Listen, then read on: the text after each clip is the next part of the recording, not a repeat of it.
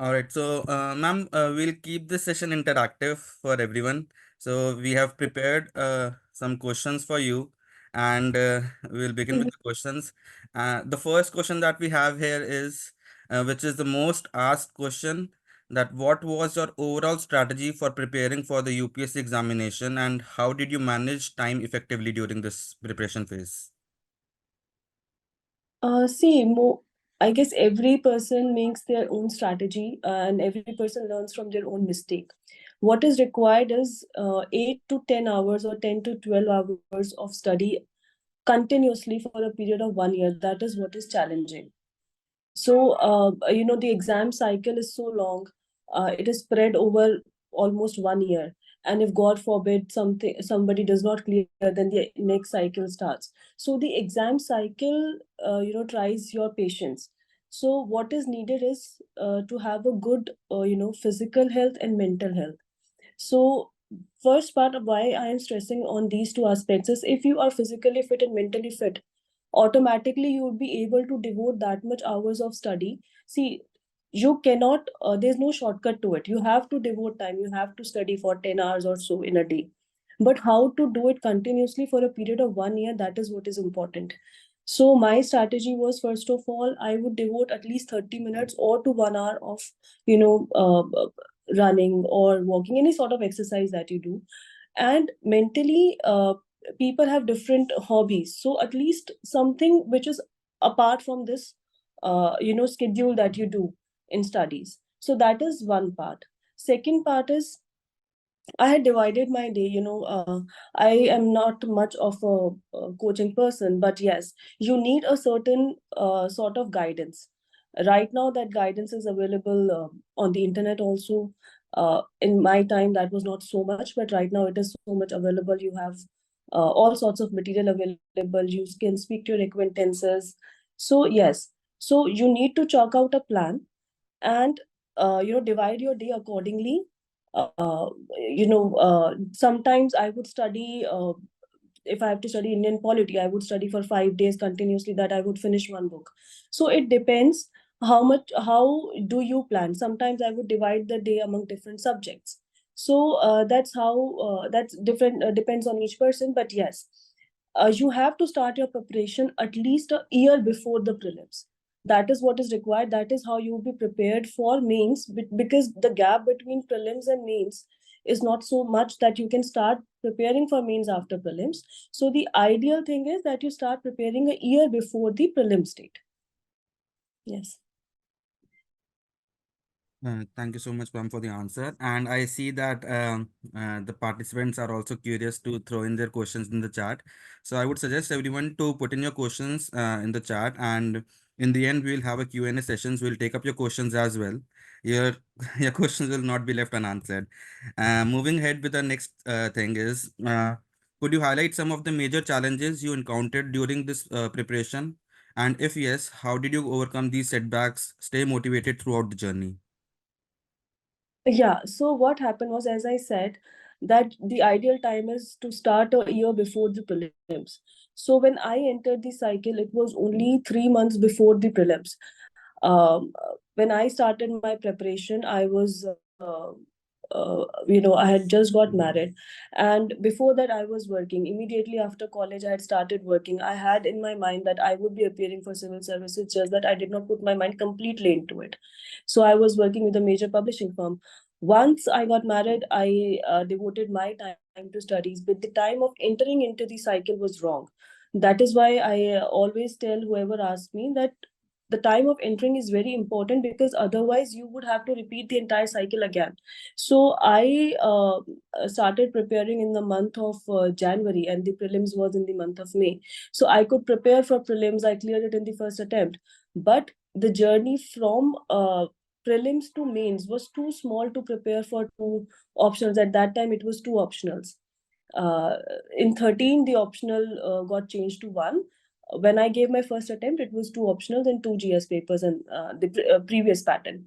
So I could not crack mains, because that in that short span of time, you would think that you should choose the optionals which would require the least amount of time. So I chose the wrong optionals. So I could not crack it in the first attempt. This is how the cycle, it ruins your cycle, because then again I got stuck. I thought that now I should change the optionals, but the problem was not with the options, the problem was with my strategy. So in 13, when the pattern changed, I got full 1 year for preparation. And it was good fortune for me that I the pattern changed and I got 1 year completely for preparation, and that is how I cleared it. So but yes, during those 3 years, in between a gap of 1 month or so, I did not study. But yes, I had to study continuously, and those 3 years, are tiring.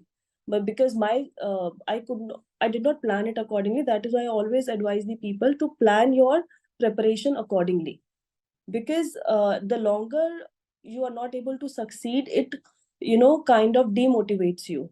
And to keep your motivation levels up, you have to be very strong, because ultimately it is your journey alone. You will have your friends, you will have your acquaintances, but there will be times when you will feel a bit let down.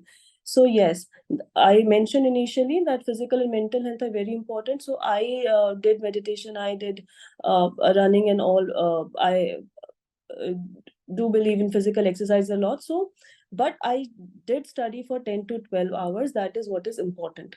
So yeah, that is it.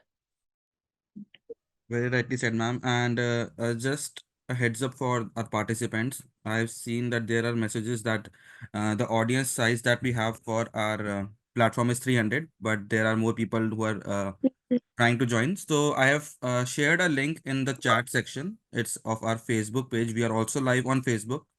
In case you're not able to join here, if your friends are not able to join here, please direct them to our Facebook page and they can view it live. All right. Coming to the balance part of your life, because balancing personal life and the demands of UPSC preparation can be challenging. How did you manage this balance? Were there specific routines, habits apart from your discipline and focus? Because as you mentioned that your hobbies were in physical exercises as well, but you have to balance everything. Yes. So most of the times, there are two parts to it. One, if you are not people, most of the people, they stay in Mukherjee Nagar, they stay in Rajendra Nagar for preparation. But some people cannot do that. They stay at their respective places. So initially, I was at my respective place. So what happens is, when you are in your place and you are not in the area where the competition is, sometimes you cannot gauge the level of competition that you would face in the exam. Okay, so yes, it is important to at least know what the competition levels are. So at least if you a few test series would help you judge, that would help you judge your performance. You might think that you are performing very well up to your standards, but ultimately you have to compete. So joining some sort of test series would always help uh, to gauge your performance level. And yes, people who are staying in the places just for preparation, for them balancing is easier, because they don't have to balance their personal relationships. They just have to concentrate on their studies. But yes, there also the toll is a lot, because for 2 years you would just be in your own zone. You would not be you would not want to meet anybody. But what I would suggest is, it's important to have a social life during that period of preparation also. It is a part of your journey. It is a means to an end, but you should not just isolate yourself for those 2 years. So I made a point that I socialize with my family, with my friends, not quite often, because the rigor of the exam does not allow you so. But yes, once in a month, or once in 2 weeks, you should do that, because it takes the stress off. And god forbid, if does not things do not materialize, you are not left out. You still have your social circle, your family, your friends to support you. Yes. All right. And ma'am, as our topic is learning and journey, so as you mentioned previously that in the first time you were not being able to clear the mains, right? So how Mhm. was the setback? How did you handle the setback, and what made you motivated enough to try again? See, whenever you are not able to clear any exam, so any exam, any interview, any such thing, you should need to, immediately it gives you a sort of setback, but you just need to take your time and sit and analyze the thing. My strategy was, when I, of course, I was a bit saddened when I could not clear the exam, but somehow I knew also that my preparation was not up to the mark. So yes, I took a week off, I did not study, then I analyzed what my mistakes were, and I corrected those mistakes. And yes, every time you study, you have to do it with a fresh mind. You cannot have the baggage on you. But yes, for you to have a strong mind, continuously you have to remind yourself that this is, uh, you are not alone in this. There are so many aspirants with you, you have your family with you who trusts you. So, but yes, at the same time, I would say one thing: do not let the expectations bog you down. Sometimes our own expectations are there, sometimes family's expectations are there, so you need to give your best shot. But this is not the only thing in life. So if you go with that mindset that okay, I'm going to give my 100% to it, but this is not the end of life, I guess that attitude is what made me get through, because I knew that if this would not happen, there are other options in life. But yes, during the time I was preparing, I was devoted 100% to it.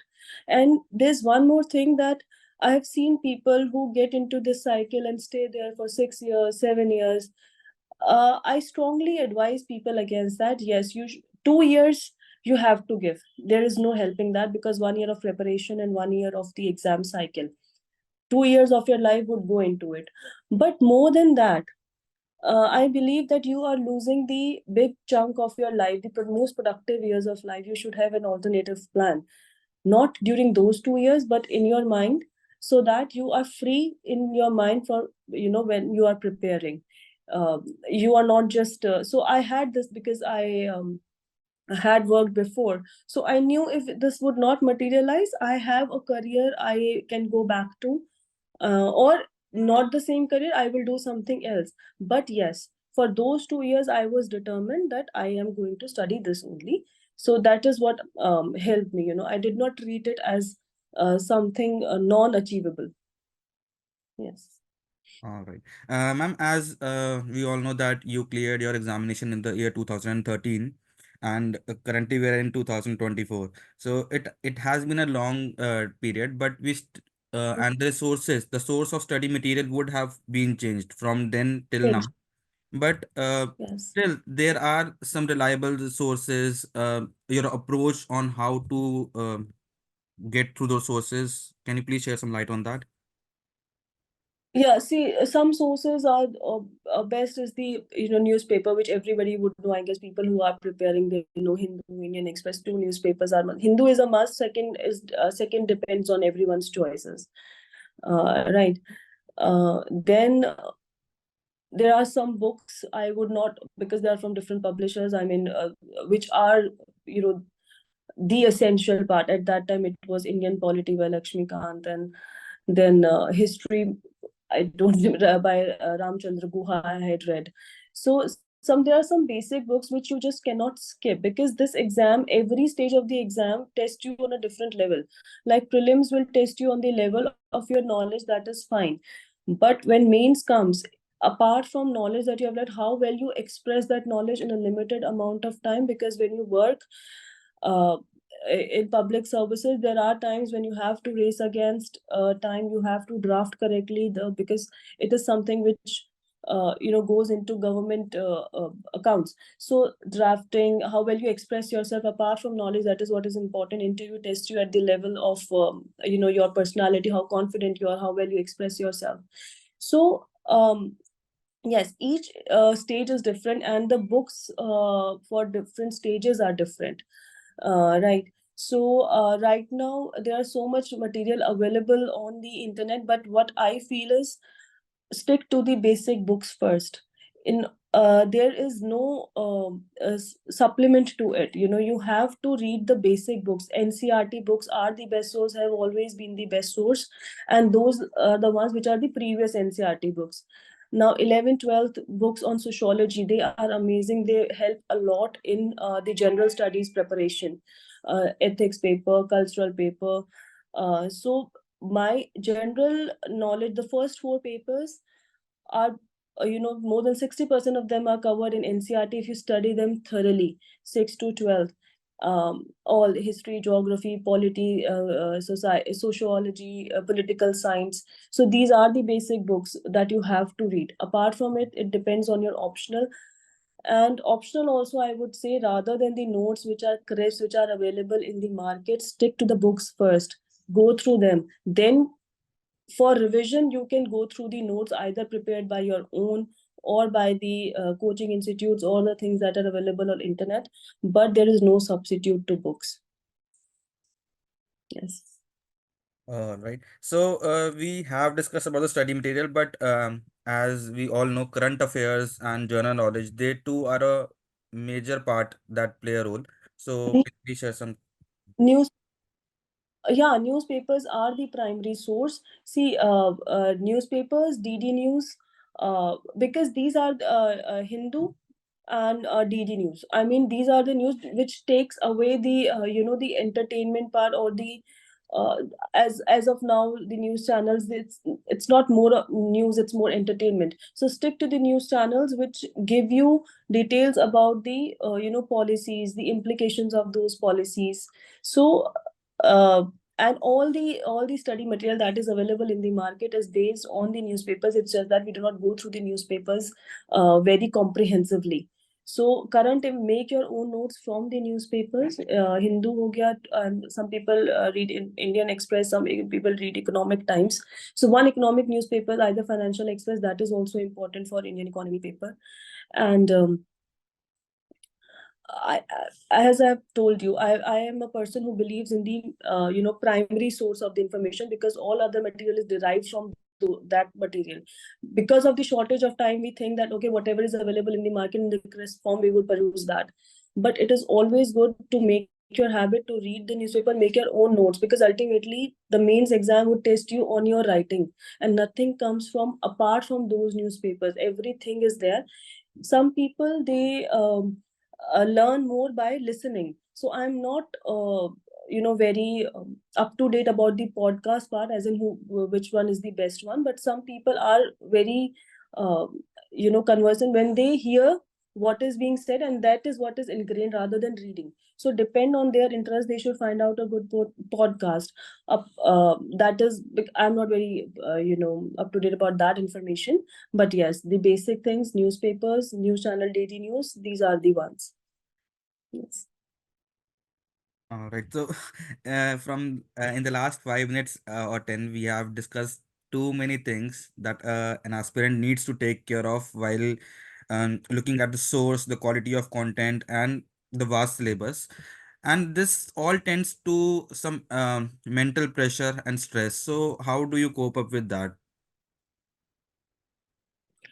Yeah, that's what I said. Ki you have to, these are not the, you should not treat these 2 years or 3 years, whatever, as something that you have to just study, and you should not pursue any kind of hobby. Some people draw a lot, draw really well. Some people have the habit of singing. Some people have the habit of dancing. Whatever your hobbies are, I mean, pursue those. That is what would take the mental pressure off. Just treat these 2 years as the normal part of your life. The more stressed you feel about that, these are the make or break years of your life, you would feel more stressed. Trust me, I have been in the service for the last 9 or 10 years. I can see that the private sector is doing equally well. And right now, the country has so many. There was a time when civil service was the service, and all the other options were lesser than that. But today, the country has progressed so much that there are so many other options available. And government provides the opportunity of lateral entry if you are in a private sector, and government provides the opportunity of working with the government. There are collaborative projects also. So what I'm saying is, do not treat this as the make or break. Take the pressure off your mind. Okay, these are the 2 years we have to study. Life does not end here. I can always go back, or I can always pursue something else. So that is what I want to say. India has progressed. There are a lot many opportunities. Just take the pressure off. Give your 100% to what you are doing in these 2 years. All right. So, till now we have discussed everything and majorly about the challenges and learnings during your preparation phase.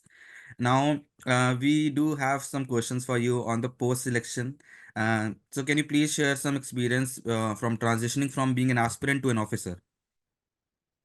Yeah, so the life completely changes initially.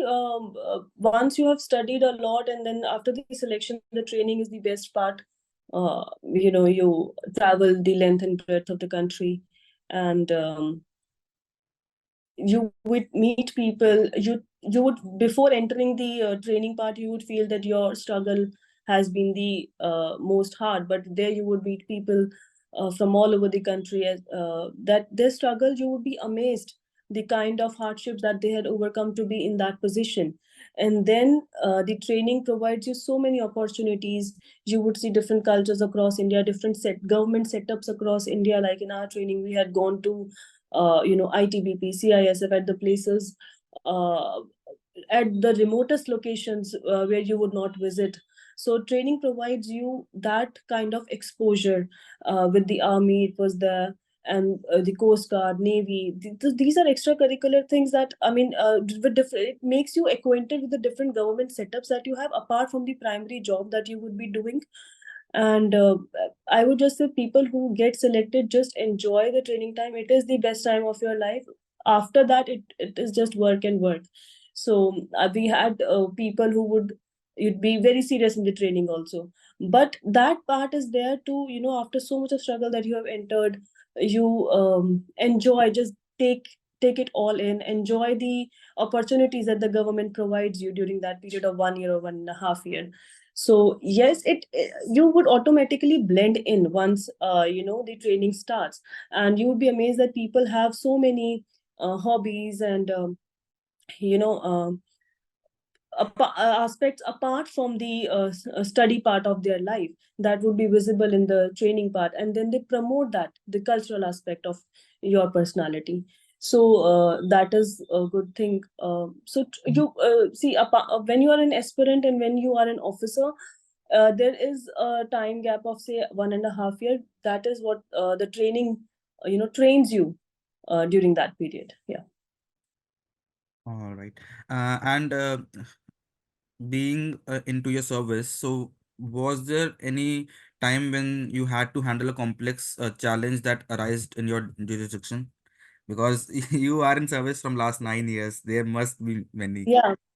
See, it happens. It keeps on happening. So when I joined, when I came to field means when after training, when I joined as an officer, because when you're training, you're called probationary officer, officer trainee. So when I joined the field as as an officer, so during that, it was 2016, and during that period, we were in the process of unifying the taxes. We were moving from central excise, service tax, VAT, and all these plethora of taxes into one unified regime, that was GST. So that was a very complex time for the government, for the officers involved, and since we were at the forefront, at the cutting edge, so we had to assuage the fears of the people, as in how to progress from earlier regime to the new regime. We had to handhold the trade. At the same time, we had to make sure that there are no slip ups. People have to get registered, people have to file returns. So we were continuously doing seminars with the state people, with the universities, everywhere. So in the very first year of the job, that was a very challenging part. You have to maintain a balance, because my job is primarily related to tax collection. It is not only public service as such. So we, every day in and out, we have to balance the trade facilitation part of it and the tax collection part of it. So yes, it was initially very difficult, but yes, it gave an it matures you as an officer. The more challenging the opportunities, the more mature you become as an officer. Then apart from it, I worked in financial action task force. So India's mutual, it is an intergovernmental body based in Paris. So I was in the Indian secretariat of it. So India's mutual evaluation was due. So mutual evaluation means it is a peer-based review. Other countries would evaluate your financial system, your banking system, your security challenges. So primarily related to money laundering, terrorist financing, nuclear weapons destruction. So in that you have to balance the domestic sector, interact with banks, SEBI, IRDA, Home Ministry, External Affairs Ministry on the domestic part, and then on the international part, you are interacting with different countries. So yes, but all this, all the opportunities, all the challenging opportunities, mature you as an officer. Yeah. Thank you so much, ma'am, for sharing your knowledge. We have a lot of questions in the chat. First one we have is, did your perception of civil services change after you became an aspirant, as from aspirant to an officer? Yes, when we are an aspirant, we cannot, understand the intensity or of the work that you would be performing. See, when we are an aspirant, we live in a very idealist world. When you are working in the setup, you know that your single signature uh, is so much important. You know, I was fortunate that the seniors that I worked with in the very first year, they gave me the freedom to exercise my judgment, because as a tax officer I am a quasi judicial authority. So they gave me the freedom that you interpret the law as per your understanding and then you pass the orders. But some people are not that fortunate. So and we hear cases about corruption, we hear cases about CBI, and we have during the course of 9 years I have seen innocent people getting caught there, because sometimes it's just you sign, and I have come across the cases where the signatures of the officers were forged. So every signature of your holds such prime importance. So that depth of the work that you would be performing, the intensity, the importance of the work that you would be performing, that is not there as an aspirant. Once you join the job as an officer, you feel that how important the work is and how much diverse the work is, no matter which profile you are in. Because when we join the services, when we prepare the services, we just see ourselves as DM or as an SP. But every service that the exam offers you, provides you immense opportunities in different fields. There are deputation options available. You can move from your current service to other deputations. Like I moved to FATF. I'm still planning to go on another deputation to another ministry. So there are so many options available. The diversity is not what is visible when you are preparing, and the gravity of your job. So that comes only when you become an officer, all in the positive sense. You have to soak it in and take one step at a time. But every day would be a learning experience. Things are not as black and white as they appear when you are an aspirant. So yes. All right, moving to the next question. We have a couple of questions, but the essence of the question is same, that how to prepare and clear this test while being in a private job. Yeah. So I have seen, in my batch, I have seen people who have worked, studied with the government job or with the private job. So yes, in that sense, you have to work doubly hard, because I can understand that there are times when you cannot leave the current job. Your financial situation, your family situation does not allow you that. You have to continue your job and prepare. So in that case, you have to put in double effort, and the time required also would be more, because because you would be able to devote 5 to 6 hours. But just have faith in your abilities. It's not like people cannot clear it. I have seen people clearing it with the current job, with working in a different setup. It's just that you have to work on the study on Saturday, Sundays also.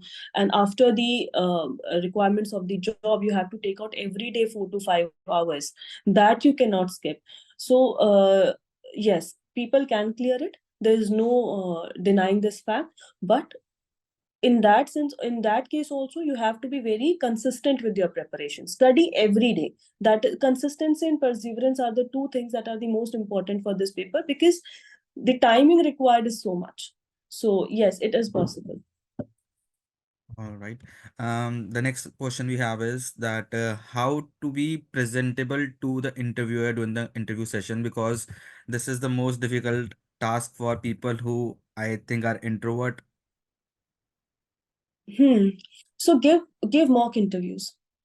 That really helps. So I am associated, not frequently, but yes, I do take mock interviews, uh, but not very frequently, as and when I get the time.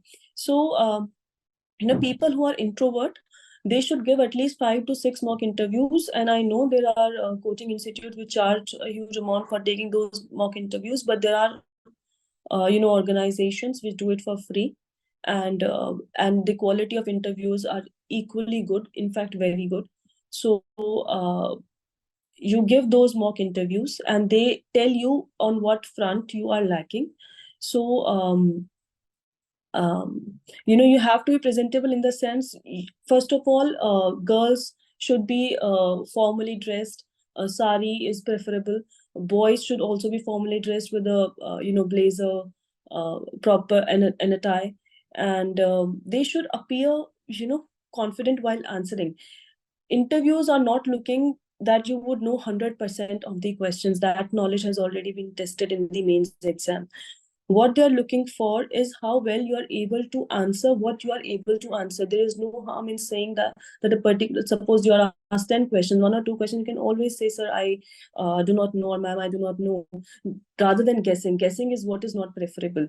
It is always good to open, and there would be a board of 5 or 6 people, so there will be situational questions also. Be prepared for the situational questions. They would throw you a law and order situation, a developmental situation, stating a particular state from which you belong to, and state what are the 5 problems plaguing that state. What is your solution to those?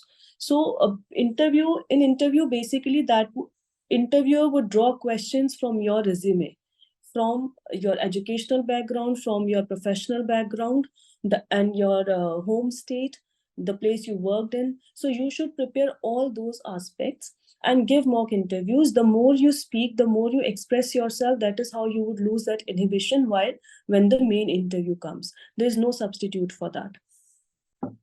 We have one more question related to the interviews. So the question is that is it in Hindi or not, or in preferable languages are optional?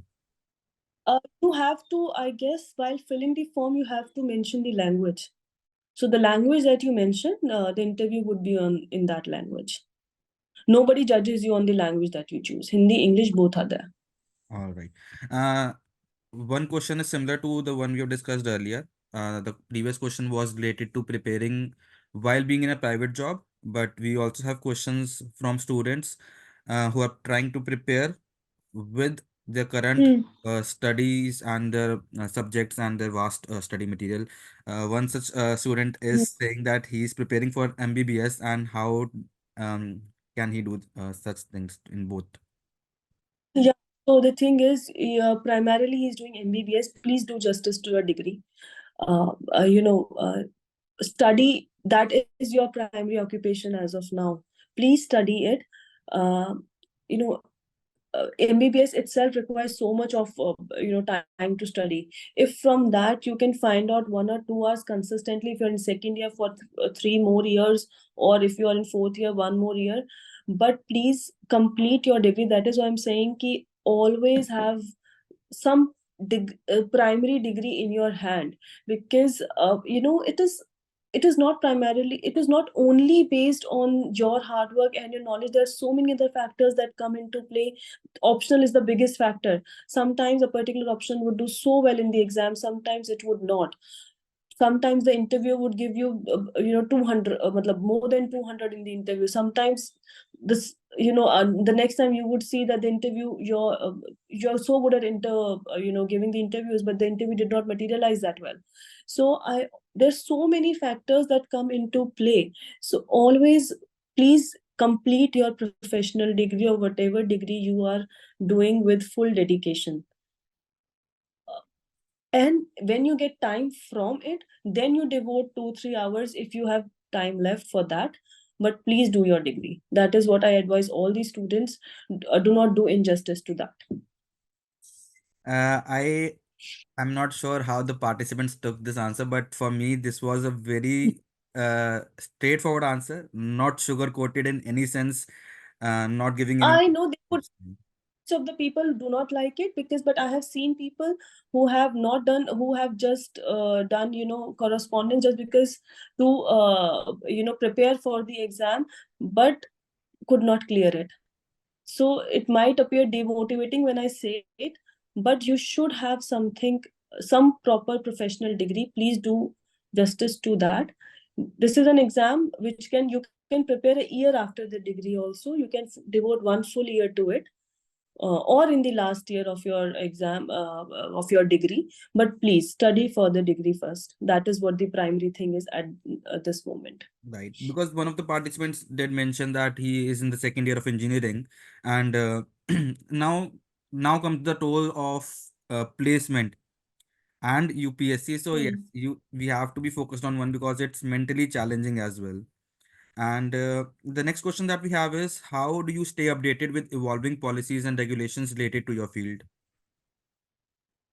My field or the aspirants you're asking? Now you are an officer. So how do you stay evolved? My, yeah, there are multiple. We have a dedicated. Every service has their dedicated website to it. So there are any circular notification that comes, that is there on the platform, and everything is available on the internet. So that is not an issue as such. So we regularly peruse the website of the service, and if I am on deputation, I would regularly look after the website of that particular department and see what all are the new notifications, circulars that have come in the recently. Yeah. All right. That is very important in day-to-day life also, because right now, like, I'm in customs. Mhm. So any change in the customs duty, any change in the cess that is there, immediately it comes into as per the law, as per the notification of the circular, whenever it is supposed to come into effect, immediately we have to implement it. I mean, customs is something which works 24 into 7. There is no delay in the implementation of it, so you cannot afford to lag behind. So the government is promoting clearances from, as part of ease of doing business within 24 hours from the port of import. So yes, when you become an officer, at that time also you have to, like, right now my job demands at least 10 to 12 hours of me working in the office. So when you are an officer also, then also you have to put an equal amount of effort. All right. The next question we have is, how preparing for UPSC can help other state exams and other central services? I guess the kind of syllabus that UBSC has, it is the most rigorous. Okay, yes, but I did not give state exams, but I had seen the syllabus of state exams. Apart from the some state specific paper, one or two papers, I guess the paper syllabus that UPSC covers is more exhaustive than all the other exams. So once you cover this exam syllabus, it will be very helpful in all the exams. And I yes, and I it is a it is a good strategy to simultaneously appear for different exams. It opens more options for you. All right. We have another question. How do you choose optional subject for mains? See, yeah, it depends how much time do you have. I always think if you have a science background, science optionals are more um, they give you a success rate. If you are prepared, they take more time to prepare. Like 1 year completely would be for one, not more than not 1 year, maybe more than 6 months completely devoted to the optional part. But they give you a short measure level of success, because there are no ifs and buts in science optionals. But the time required to prepare for those optionals is a lot. um, as and other optionals like humanities optionals are concerned, public ad, political science, and other anthropology and all, I have seen over a period of time the variation in the marking is a lot. One year the optional would perform extremely well, and the other year it would be completely devastating for the aspirants who have taken that optional. So that point in humanities optionals is always there. I always prefer, people to take science optional if they have the option to take it. But otherwise, it depends on your interest, how much interest do you have in studying a particular subject, because that you would be studying for continuously 2 years. So you should not get bored, you should be very interested in that subject, and do not change the optionals frequently. This is the mistake that I did. Please sit back, think, maybe take 10-15 days, read different books of different optionals, maybe one book of each optional, and just see how which one interests you more, and choose optional very carefully, and do not forego it. Just stick to that particular optional, 1 or 2 attempts if you have to give. So yeah, this is what it is. All right. Before we move ahead, I would like to inform everyone in the participants that I'm sharing a feedback form link in the chat. Kindly share your feedback. And I think we have covered all the questions. Majority of them are covered. Now, coming to the closure of this webinar, I would like to also inform the participants that Wiley online exam prep is a platform where you can get these study materials. Wiley is also going to launch books in future for UPSC aspirants. I'm sharing the link of Wiley online exam prep website. You can visit this website. You will find resources, newsletter, our previous podcast recordings, previous webinar recordings, and yeah. So by saying coming to the end, I still have one final question for you, and I think it can be much as a motivation for our aspirants. So, what advice would you give to the current UPSC aspirant based on your experience? Are there any specific tips and strategies they can use? See, I would like to quote one instance. There was this great physicist, Richard Feynman. Most of the people must have heard about him. He was a Nobel Prize winner. So I read his biography. In his biography, he's a genius. In his biography, he's mentioned that um, when he would solve a physics problem publicly in the class, or any sort of puzzle or any theorem that he would solve, so it would appear very effortless in front of the people, as if no effort has gone into it. He would appear very effortless. So what I'm trying to say is, no matter how effortless the person appears, the kind of hard work he has mentioned in the book, it has been mentioned that he would work days and nights for solving that problem. Okay, but when he would be presenting, it would appear so effortless, as if it has come naturally to him. So to be that effortless in life, to appear to be that effortless in life, there is a lot of hard work behind it. So first of all, do not get beguiled by the fact that people do not study. Some people say, we just cleared the exam." Nobody just clears the exam. Everybody works day and night for this exam. Everybody works consistently for this exam. So in order to appear effortless, in order to be appear to be so informative about things, you have to have a lot of work behind that. So I am not a person who gives, tips for shortcuts or strategies for shortcut. That you all are mature, you all are, above 20-25 years old. You have seen life, you have been through school, you have been through colleges, you have your own experiences. The only thing is, please devote 10 to 12 hours every day if you're working 4 to 5, because when you work, you have a certain level of maturity always. That also helps while giving the exam, because you have a security of job behind you. So uh, that also helps. So 4 to 5 hours for those people. Just be consistent. Do not neglect any field, be it polity, be it geography, be it history, ethics. Read, study every aspect. Do not leave every aspect. One important point is essay that we forgot to discuss about. You do not have to prepare for essay if you have prepared for all these optional, all these subjects very well. So that the essay would automatically come to you. Your pen would automatically write, but you have to study. There is no shortcut to it. So that's from my side. Yeah. Thank you. And please follow your hobbies. And when I say physical and mental health are very important, I say it from my experience.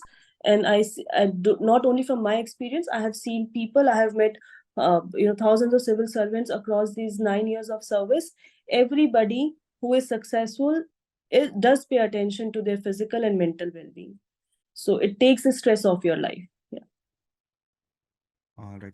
So, ma'am, thank you so much for this session. And for our participants, in case you have joined in the middle of the session, I've shared the link of our social media handles. The recording of this webinar will be uploaded on those social media handles in next by the next week. And ma'am, we would want to do another sessions with you, because the success of this session can be seen in the chat as well, because everyone is really appreciating the honest answers that you provided. Being blunt is what I think is the right strategy here. Yeah, sure, I would be happy, but let's see. Let's discuss the time later on. Sure, sure. Uh, Thank you dep- so much, ma'am. yeah. Okay. Thank you, everyone.